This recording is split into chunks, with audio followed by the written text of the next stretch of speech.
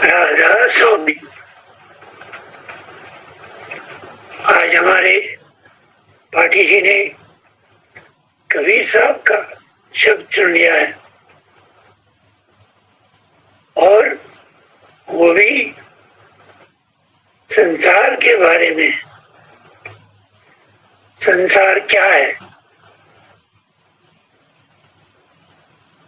इन्होंने कबीर साहब ने संसार की जो छवि बताई है, बहुत से लोगों को पसंद नहीं आएगी, क्योंकि वो लोग संसार से प्यार करते हैं। संसार उनको बहुत अच्छा लगता है, संसार से वो प्रेम करते हैं। कबीर साहब कहते हैं रहना नहीं दे चिराना। कबीर साहब कहते मैं इस संसार में रहना ही नहीं चाहता हूँ, ये वीरान है।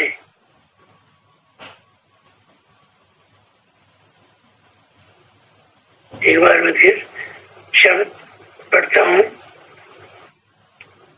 रहना नहीं देश वीराना है, ये संसार कागज की पुड़िया, बूंद पड़े गल जाना है। ये संसार खाट की बाड़ी, उलझ पलझ मरी जाना है। ये संसार झाड़ और जाकर आग लगे बरी जाना है। और लास्ट में क्या कहते हैं? कहते कबीर सुनो भाई साधो, सतगुरु नाम ठिकाना है। सतगुरु नाम, वाह क्या बात कही। सतगुरु नाम ठिकाना है। लेकिन हम लोग क्या समझते हैं? हमारा ठिकाना क्या है? हमारा ठिकाना है बड़ी बड़ी कोठियां, बंगले, बड़ी बड़ी गाड़ियां, बड़े बड़े बैंक बैलेंस, बड़े बड़े जायदाद। हम जिसको ठिकाना समझते हैं। लेकिन कबीर साहब कहते हैं सतगुरु नाम ठिकाना है। क्या सब कबीर साहब सच कह रहे हैं? क्या हमारा सोचना झूठ है सारा?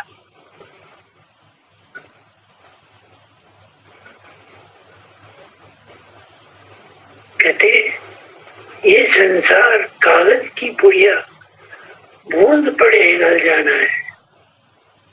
ये संसार कागज की पुड़िया है, जरा सा पानी पड़ गया खत्म।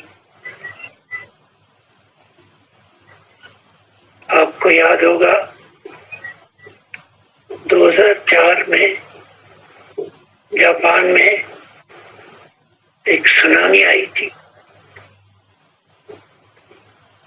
उस सुनामी में जितने भी तटवर्ती शहर थे सब उड़ा के साथ ले गई। बड़े बड़े बंगले, बड़े बड़े कोठियां, बड़े बड़े जहाज खिलौनों की तरह तैर रहे थे पानी में। अब आप सोचिए उन कोठियों में जो लोग रह रहे होंगे वो क्या सोच रहे थे? वो सोच रहे थे ये मेरा घर है, ये मैंने बनाया है, मेरा है सब कुछ, ये मेरा जहाज है। लेकिन पल भर में सारा समुद्र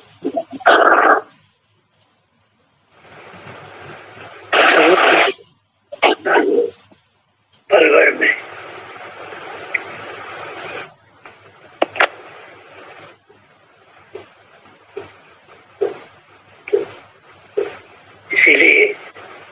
कबीर साहब कहते हैं, ये संसार कागज की पुड़िया, बूंद पड़े गल जाना है।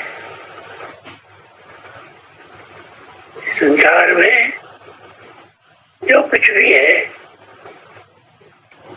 बनाया तो उसी मालिक ने है तो उसी मालिक का है, लेकिन उसने क्या किया, उसको बिल्ली से कहना पानी दे। बनाया तो उसी मालिक है सारा, और सब कुछ उसी मालिक का है, लेकिन हमारे हाथ में रहता नहीं है, छिन जाता है।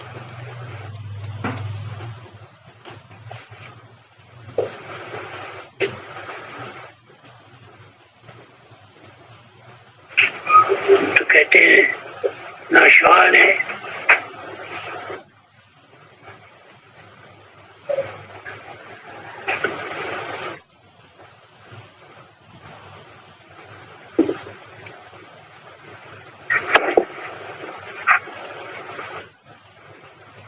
तो ये परिवर्तनशील, नाश नहीं होता है, शक्ल बदल लेता है, लेकिन हम समझते हैं नाशवान है। हमारे लिए तो नाशवान ही है, क्योंकि हमारे पास रहा नहीं, खत्म हो गया।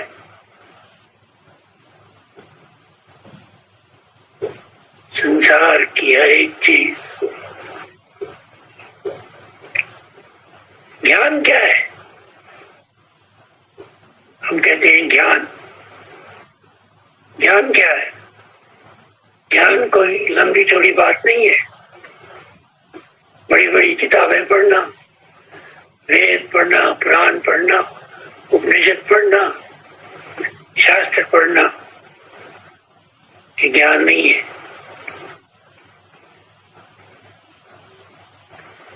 इससे ज्ञान हासिल नहीं होता है, इससे अहंकार हो जाता है। मैंने वो भी पढ़ा है, मैंने ये भी पढ़ा है, मैंने ये भी पढ़ा है, हासिल कुछ होता नहीं है। जिससे कुछ हासिल ना हो, वो पढ़ने से क्या फायदा?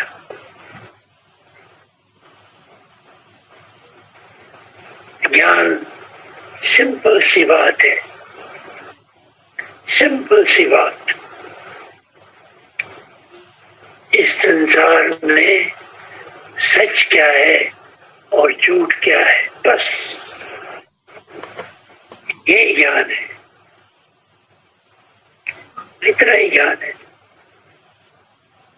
जिसको ये बात समझ आ गई कि इस संसार में सच क्या है और झूठ क्या है, वो ज्ञानी बन जाता है। और इतना ही नहीं, उसको मोक्ष प्राप्त हो जाता है। उसको वो फिर से इस संसार में नहीं आता है। सिंपल सी बात, इस संसार में सच क्या है और झूठ क्या है, बस सच और झूठ का पता लग गया, आप खुद ही हंस बन जाते हो। हंस क्या करता है? सच को पकड़ लेता है और झूठ को छोड़ देता है। उसके सामने दूध रखो, उसमें पानी मिलाओ, वो दूध पी जाएगा, पानी पानी वही छूट जाएगा। सच्चाई सच्चाई पी लेगा, झूठ वही छोड़ देगा। तो इतना ही ज्ञान है, सच क्या है, झूठ क्या है। जब हमको सच और झूठ का पता लग गया, हमारे पास विवेक तो है ही, मालिक ने विवेक दिया ही हमको, हमारे लिए अच्छा क्या है, हमारे लिए बुरा क्या है, तो हम सच्चाई को पकड़ लेते हैं और झूठ को छोड़ देते हैं। सच्चाई को पकड़ लेते हैं, क्या सच पकड़ लिया, क्या झूठ छोड़ दिया। झूठ क्या है और सच क्या है? इन दो आंखों से जो भी हम देखते हैं वो सब झूठ है,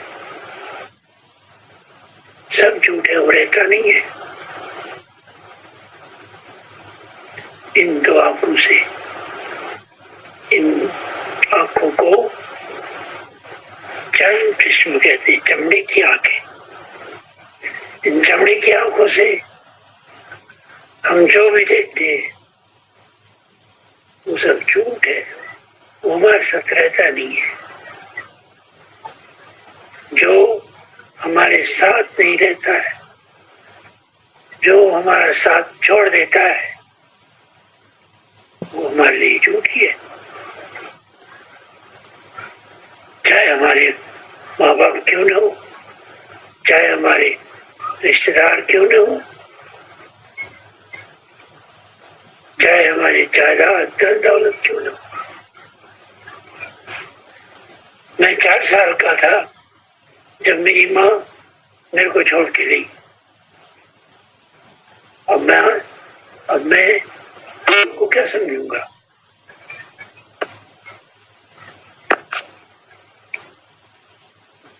अब मैं माँ को क्या समझूंगा? झूठ ही समझूंगा ना, क्योंकि मुझे पता ही नहीं मेरी माँ कौन थी।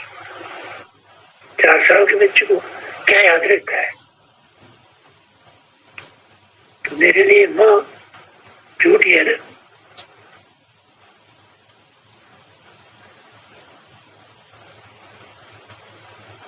मैं अपनी पत्नी से बहुत प्यार करता था, एक दिन वो भी छोड़ के चली गई। तो अपनी पत्नी क्या है?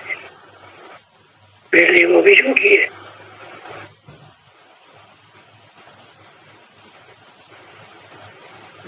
मेरा पोता था 18 साल का,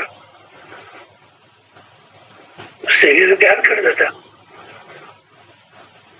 लेकिन वो भी छोड़ के चला गया।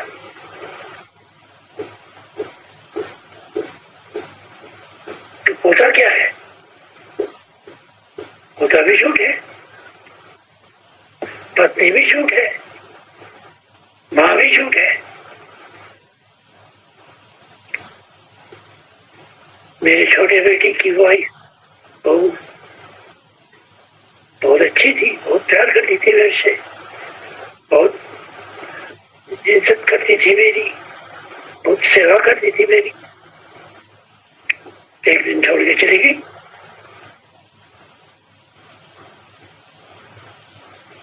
तो मैं बहू को क्या समझूंगा? झूठ, झूठ ही है।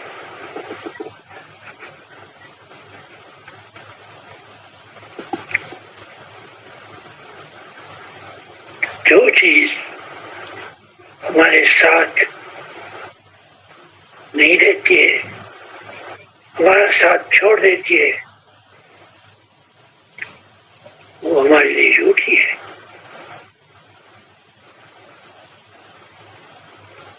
चाहे धन हो, चाहे मकान हो, चाहे जायदाद हो, चाहे बैंक बैलेंस हो, गाड़ी हो, बंगला हो, अगर उसने साथ छोड़ दिया तो हमारे लिए वो झूठ ही है। फिर सच क्या है?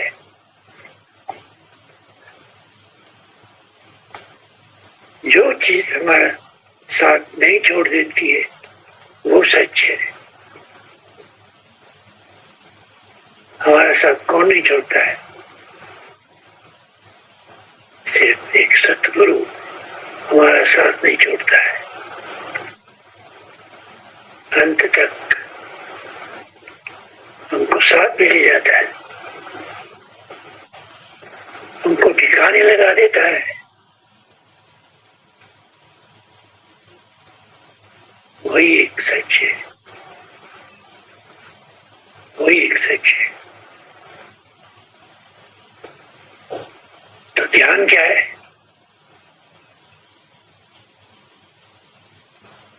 सच सच और झूठ की समझ। सच क्या है और झूठ क्या है, जिसको समझ आ गया वो ज्ञानी बन गया, वो संत बन गया। उसको सबसे बड़ी बात क्या हो जाती है? उसके मन में शांति आ जाती है। और जिसके मन में शांति आ गई वो भगवान बन गया। शांताकारं पद्मशयनं पद्मनाभं सुरेशम। आराम से शांत बैठा हुआ है एक साल के ऊपर समुद्र में, आराम से शांत में बैठा हुआ है। वही उस भगवान का रूप है, वही उस मालिक का रूप है। हमारे मन में शांति आ गई तो हम क्या बन गए? हम भगवान बन गए। हमें फिर और कुछ पाने की जरूरत नहीं है। एक बार मन में शांति आ गई, हमें और कुछ पाने की जरूरत है नहीं।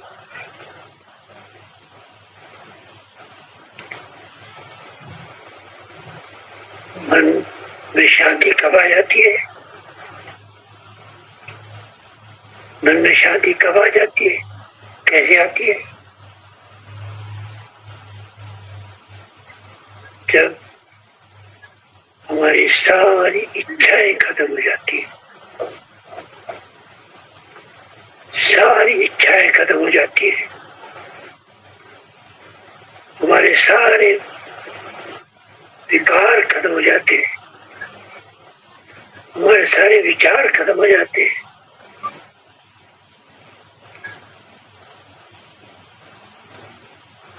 हमारे संसार की जो ये धूल मिट्टी है,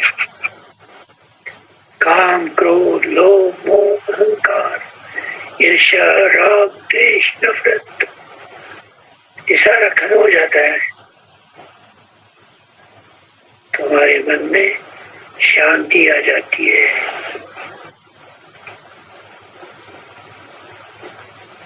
फिर हमारे सामने दुनिया के सारे खजाने रख दो, हमें नहीं चाहिए। हमें सिर्फ मन की शांति चाहिए। कुछ लोग समझते हैं कि हमारे मन में शांति है, लेकिन नहीं, वो गलत समझते हैं। वो परमानेंट शांति नहीं है, वो टेम्पररी शांति है। परमानेंट शांति अलग चीज है। एक बार परमानेंट शांति आ जाती है फिर वो कभी नहीं जाती है। वो हमेशा के लिए रहने के लिए आती है, फिर वो कभी नहीं जाती है। दायमी शांति।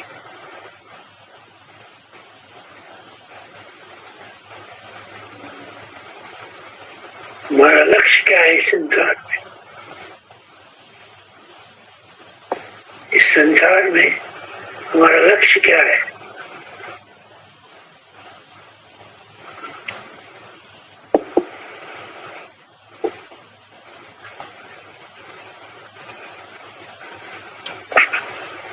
मन की शांति चाहिए।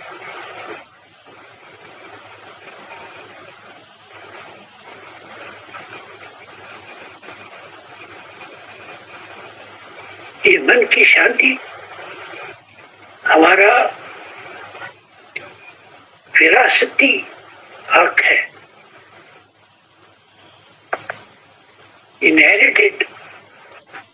इनहेरिटेंस है ये, क्योंकि जहां से हम आए हैं वहां शांति ही शांति थी।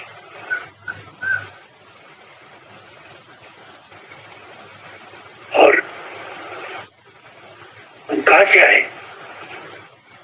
हम उस मालिक से आए हैं, मालिक के अंदर से आए हैं, और मालिक के अंदर हमेशा शांति रहती है, और हम भी शांत थे, शांति थी।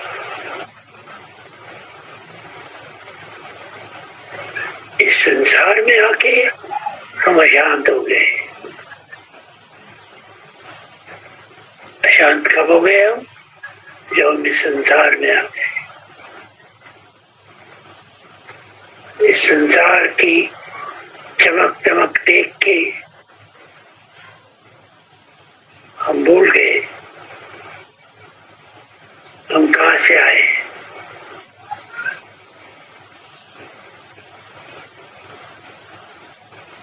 लेकिन कभी कभी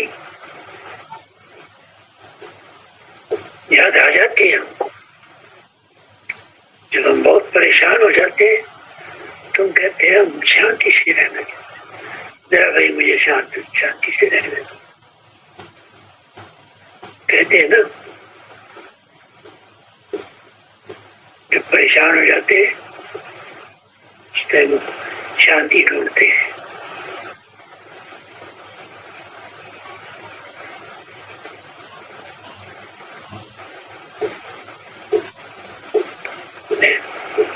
एक आदमी बाबा के पास गया, बोला बाबा मुझे शांति चाहिए। बोला अच्छा। बाबा ने कहा शांति यहाँ नहीं है, तू जाओ जंगलों में जाओ, वहां शांति मिलेगी। हो गया जंगलों में रहने के लिए। कुछ समय बाद बाबा ने सोचा तो देखे मेरा चेला क्या कर रहा है। गया वहां जंगलों में से मिलने के लिए।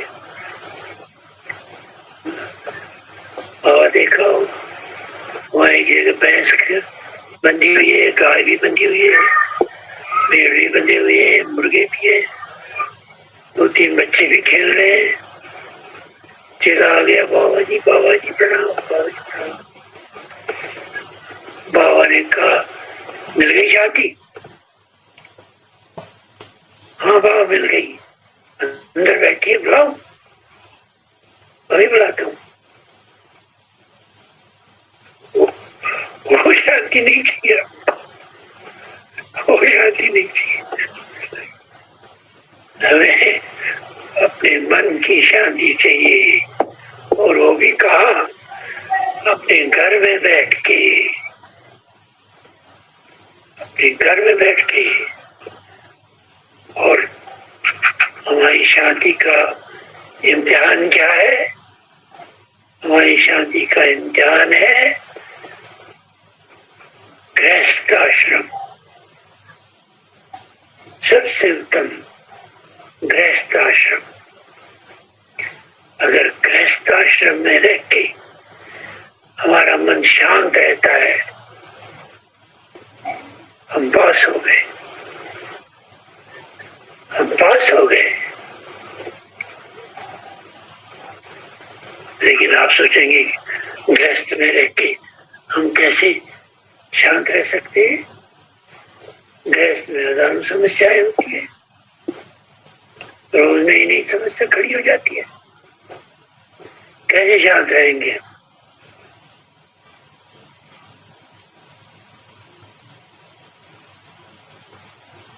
रह सकते हैं, रह सकते हैं। वही तो प्राप्त कर रहा है, वही तो हमारा सबसे बड़ा इम्तिहान है। घर में गृहस्थ में रह के सबको प्यार दो, सबकी जरूरतें पूरी करो, सबकी सेवा करो, लेकिन चिपको मत किसी से। जहां आप चिपक गए, आपकी मन की शांति खत्म।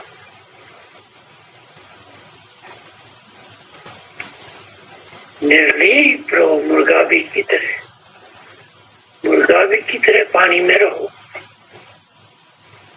मुर्गाबी पानी में रहती है, लेकिन पानी की बूंद, एक बूंद को नहीं, उसको चिपकती है। बाहर जब आती है किनारे पर, सूखी की सूखी रह जाती है, पानी की एक बूंद भी नहीं चिपकती है उसको। यही है हमारा इम्तिहान। गृहस्थ आश्रम में रह के सबसे बड़ा इम्तिहान, सबसे बड़ी परीक्षा यही है हमारी। गृहस्थ में रह के गृहस्थ के सारे काम करो, जो भी काम है गृहस्थ में सब करो।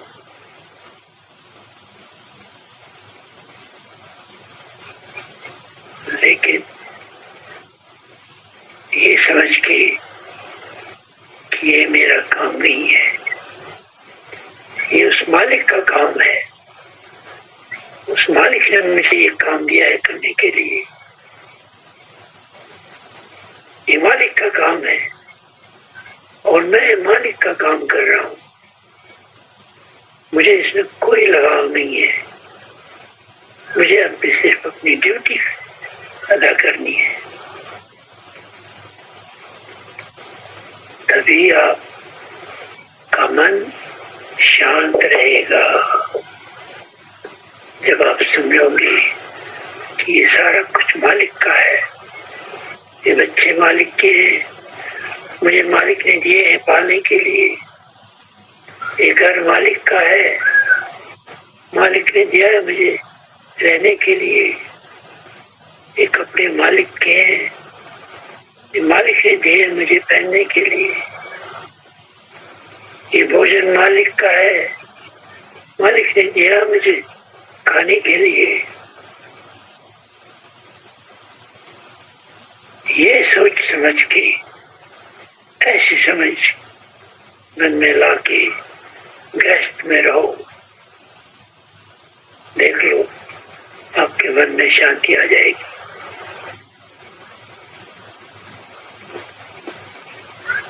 लेकिन हमारे मन में शांति क्यों नहीं है? क्योंकि हम हर एक चीज को अपना समझते हैं। ये बच्चा मेरा है, ये फ्रिज मेरा है, ये टीवी मेरा है, ये कार मेरी है, ये बंगला मेरा है। कार को जरा कुछ हो गया, हो गए दुखी, हो गए, खरोच लग गई कार में, हो गए दुखी, मन में खरोच लगती है। ऐसे हो जाता है हमारे साथ, क्योंकि कार को हमने अपना समझा। अगर हम कार को मालिक की कार समझेंगे, खराब होगी तो मालिक की होगी, ठीक कराएगा तो मालिक कराएगा, नहीं कराएगा तो नहीं कराएगा, हमारा क्या जाता है। ये है मन की शांति का राज। मन में शांति का राज यही एक है कि संसार में किसी चीज को अपना मत समझो। ये संसार एक कागज की पुड़िया है, इसको जरा सा पानी पड़ गया वो ये कागज लगती है। ये संसार कागज की पुड़िया, बूंद पड़े गल जाना है। तो लगता कबीर साहब ठीक ही कह रहे हैं, हमारी सोच गलत है। हमने इसको कागज की पुड़िया कभी समझा ही नहीं। हमने संसार को कागज की पुड़िया समझा ही नहीं। हमने समझा मेरा है, सब कुछ मेरा है, मैंने बनाया, मैंने बनाया।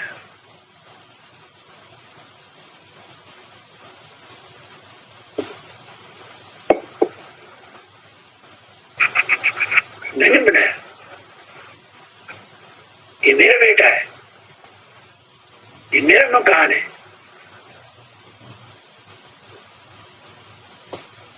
आप किस अधिकार से कहते हो कि ये मेरा बेटा है? आप कहते हो ये मेरे खून से बन गया। आपका खून किससे बन गया? आपने जो भोजन खाया उससे खून बन गया। भोजन कहाँ से आया? भोजन धरती ने दिया आपको। आप खुद साथ तो नहीं लाए थे, धरती ने भोजन दिया। धरती को किसने बनाया? मालिक ने बनाया। फिर आपका क्या है इसमें? धरती मालिक की, भोजन धरती का, खून भोजन का, खून से बना बेटा।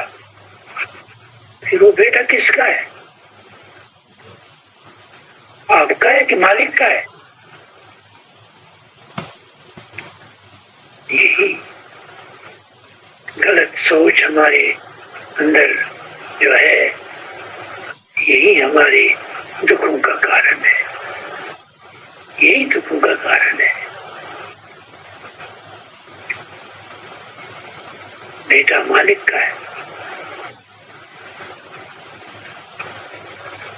बेटा बीमार हो गया, तुम्हारा फर्ज है उसको ठीक करना, उसको सेवा करना, उसकी दवाई करना, उसको डॉक्टर ले जाना, तुम्हारा फर्ज है। बेटा ठीक कर दिया, तुमने अपना बेटा ठीक नहीं किया, तुमने उस मालिक का बेटा ठीक किया और मालिक खुश हो जाएगा।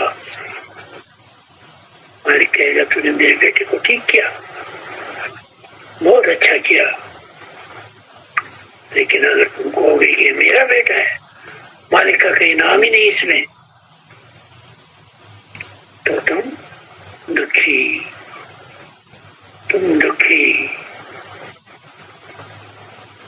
और तुम्हारे मन की शांति खत्म। फिर तुम्हारे मन की शांति नहीं रहेगी।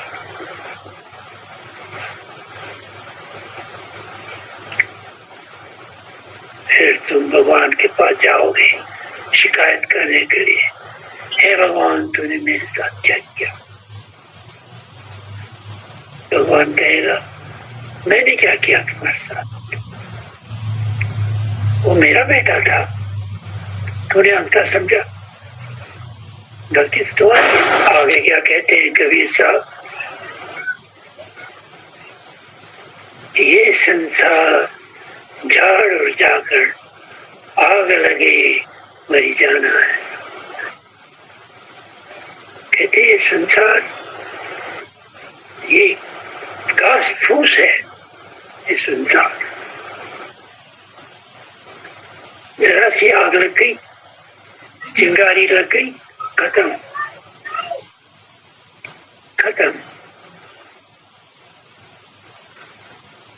कई साल पहले नेपाल में भूकंप आ गया, लाखों कोठियां बंगले सब मलबे का ढेर हो गई।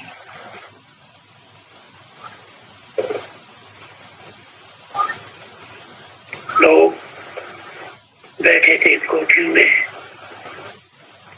पल भर में कोठी मलबे का ढेर बन गई और सब लोग सड़क पर बारिश में बैठे, बिना सहारे, बिना छत के।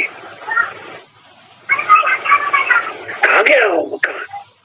कहाँ गई वो कोठी जिसको वो अपना समझे थे?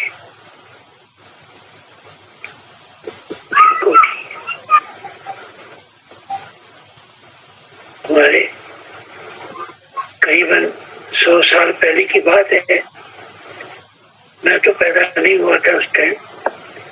हमारे पिताजी कहते हैं कि श्रीनगर शहर में आग लग गई थी, सारा शहर जल गया था। उस टाइम फायर ब्रिगेड तो थे नहीं, लोग झेलम नदी से पानी की बाल्टियां ला के कितना बुझा सकते थे। सारा शहर जल गया, हमारा घर भी जल गया। जान बचाने के लोग भाग गए, जान लेके कुछ भी साथ नहीं दे गए, सब जल गया। घर जल गया, घर में सारी संपत्ति जल गई, पहनने के कपड़े जल गए, सोने के बिस्तरे जल गए, किचन के बर्तन जल गए, सब कुछ जल गया।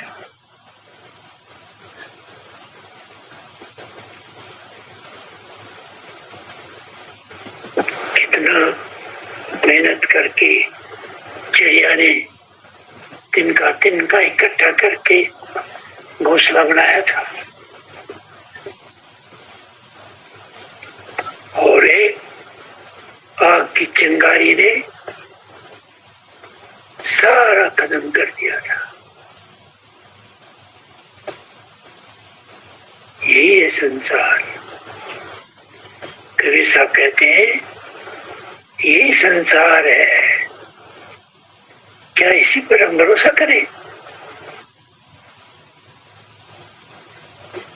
अगर हम इस पर भरोसा करें तो हमारी बहुत बड़ी भूल होगी।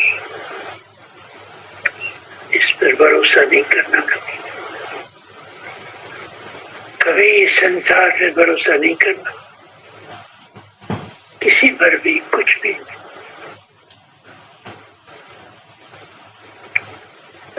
सब खत्म होने वाला है। ये हमारे घर ही नहीं, ये धरती सारी एक दिन खत्म हो जाएगी। जिस दिन महाप्रलय आएगा ये धरती खत्म हो जाएगी, फिर और एक दूसरी नई धरती पैदा हो जाएगी, और हम सब आत्माओं को वहां ट्रांसफर किया जाएगा। लेकिन हमारी साथ फाइलें साथ चलेंगी। ये नहीं कि यहाँ की फाइल खत्म हो गई और वहां नई फाइल खुलेगी, नहीं। हमारी सब की फाइलें साथ चलेंगी उस नई दुनिया में, और फिर जाके एक एक की फाइल खुलेगी। फाइल में लिखा होगा हमारा लेखा जोखा, क्या किया हमने, क्या अच्छा किया, क्या बुरा किया, सब फाइल में होगा, और उसी के हिसाब से हमको नया जीवन दिया जाएगा। एक धरती तैयार हो रही है, साइंटिस्टों ने पता लगाया है इस धरती के 3 गुना बड़ी है उस धरती, और तैयार हो रही है, और वहां भी सब कुछ तैयार हो रहा है, हवा, पानी, सब कुछ तैयार हो रहा है। ये साइंटिस्टों ने पता लगाया है। और जिस दिन यहाँ महाप्रलय हो जाएगा, ये धरती खत्म हो जाएगी, हम सबको ट्रांसफर किया जाएगा।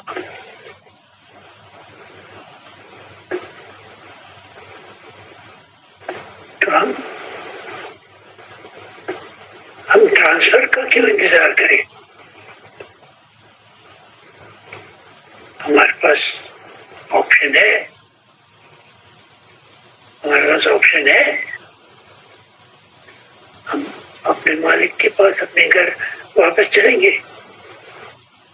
हमारे पास ऑप्शन है अपने घर वापस जाने का, अपने मालिक के पास वापस जाने का ऑप्शन है हमारे पास। हम जा सकते हैं। वो जाना चाहिए हमको, वो जाना है हमको एक दिन। अभी नहीं पता कितने जन्म लगेंगे, लेकिन जाना है एक दिन।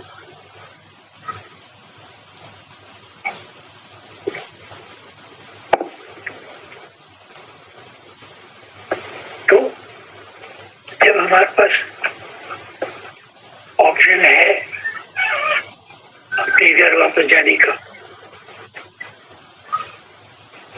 तो हम क्यों न उस ऑप्शन का लाभ उठाएं। वो ऑप्शन क्या है? वो ऑप्शन है, लास्ट में कबीर साहब कहते हैं, कहत कबीर सुनो भाई साधो, सतगुरु नाम ठिकाना है। सतगुरु नाम ठिकाना है। हमारा ठिकाना क्या है? हमारा ठिकाना क्या है? सतगुरु से जो नाम लेते वही हमारा ठिकाना है। नाम ले लिया,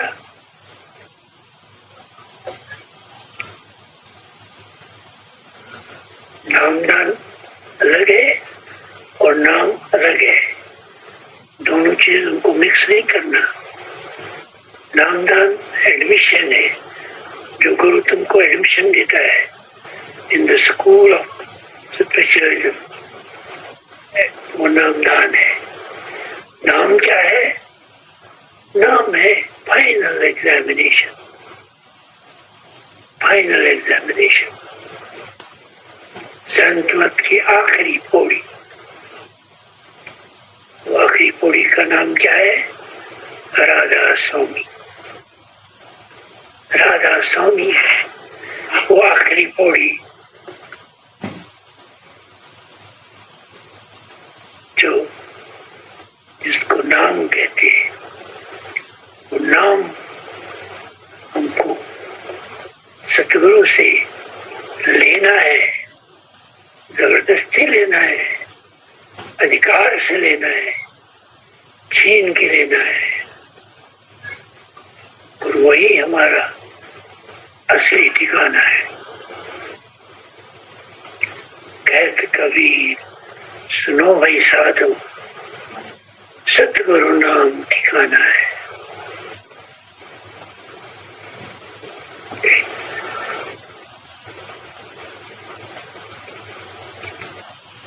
दुनिया के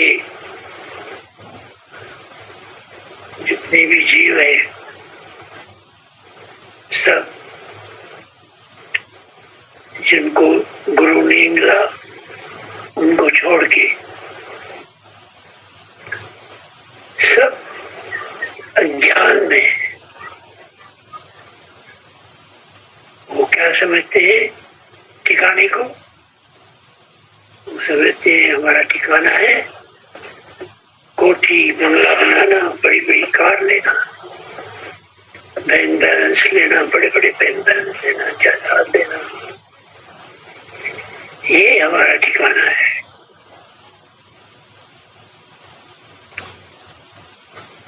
सारी दुनिया यही समझती है कि हमारा ठिकाना यही है।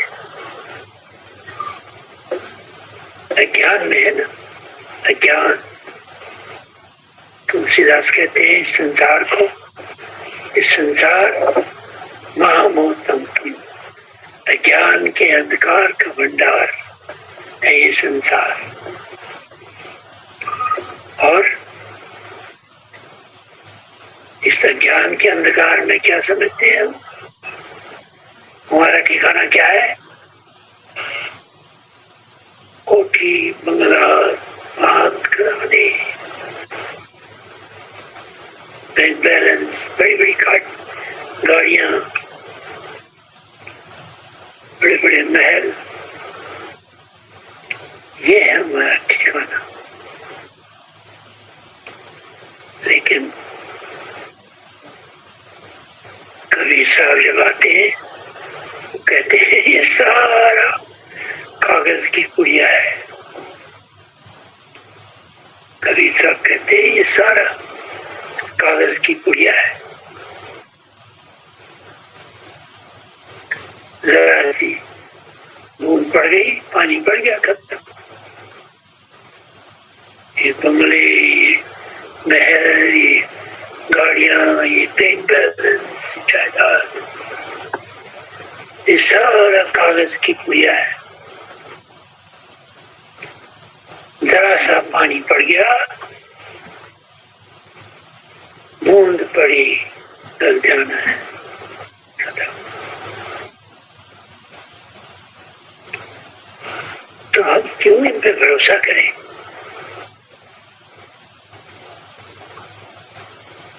भरोसा करेंगे तो नुकसान में रहेंगे ना। जब ये छिन जाएगा तो दुखी हो जाएंगे ना। इन पे भरोसा नहीं करना, कभी भरोसा नहीं करना। भरोसा किस पे करना? सिर्फ एक सतगुरु पे। सतगुरु पे भरोसा रखो,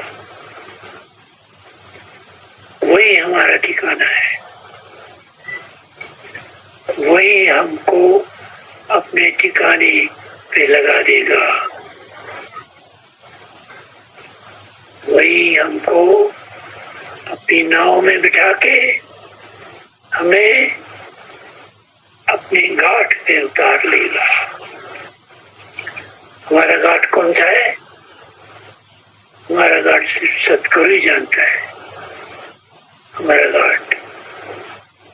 और वो हमारी नाव को खींच के ठीक हमारे ठिकाने लगा देगा।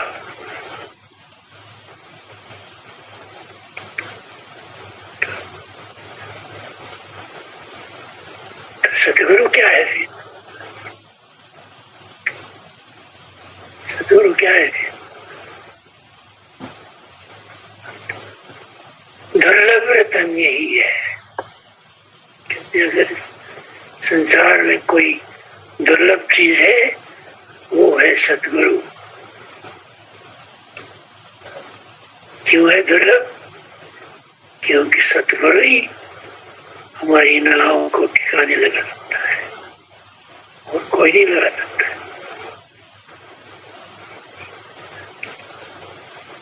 हम संसार में तैरते रहेंगे तो डूबने का डर है।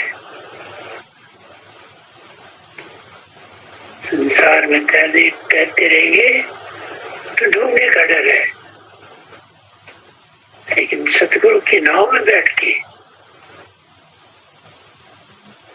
डूबने का डर नहीं है। सतगुरु अपनी नाव में बिठाएगा तो फिर पार लगा देगा, फिर डूबने का डर नहीं है। कहाँ पार लगा देगा? भव सागर को पार लगा देगा। भावों का सागर, भव सागर होता है भावों का सागर। भव सागर को पार लगा देगा। इसीलिए सतगुरु जो है दुर्लभ रतन यही है जगत में। दुर्लभ रतन यही है जगत में।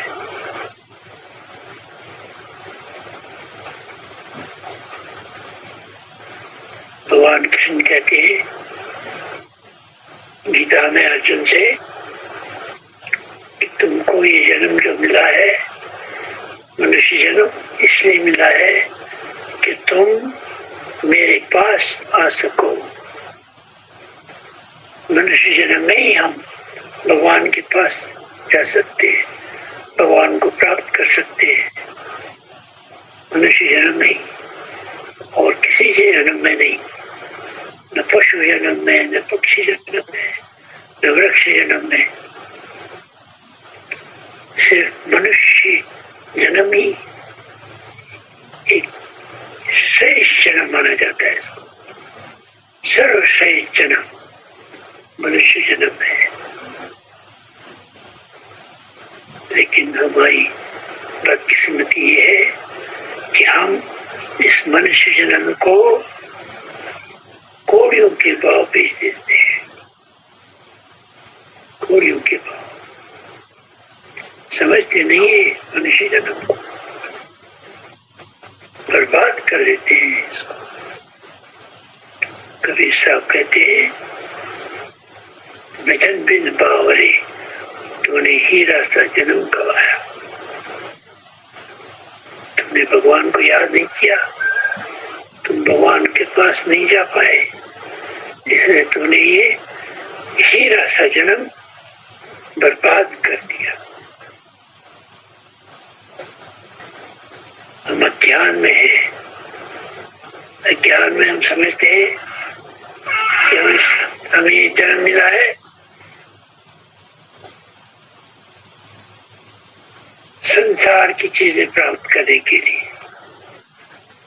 कोई कहता है मुझे डॉक्टर बनना है, कोई इंजीनियर बनना है, कोई सीए बनना है, कोई टीचर बनना है, कोई दुकानदार बनना है, कोई एडमिनिस्ट्रेटर बनना है, कोई कलेक्टर बनता है, कोई फैक्ट्री खोलता है। हम समझते हैं बस यही हमारा लक्ष्य है। ये हमारा लक्ष्य नहीं है। ये सब चीजें हमें भाग्य से मिल जाती है। जो हमारे भाग्य में लिखा होगा वो मिल जाएगा। हम नहीं आए हैं इस संसार में इन चीजों के लिए। ये भाग्य से मिल जाता है। ये मनुष्य हमको मिला है, हमको अपने घर वापस जाने के लिए, अपने मालिक से वापस मिलने के लिए।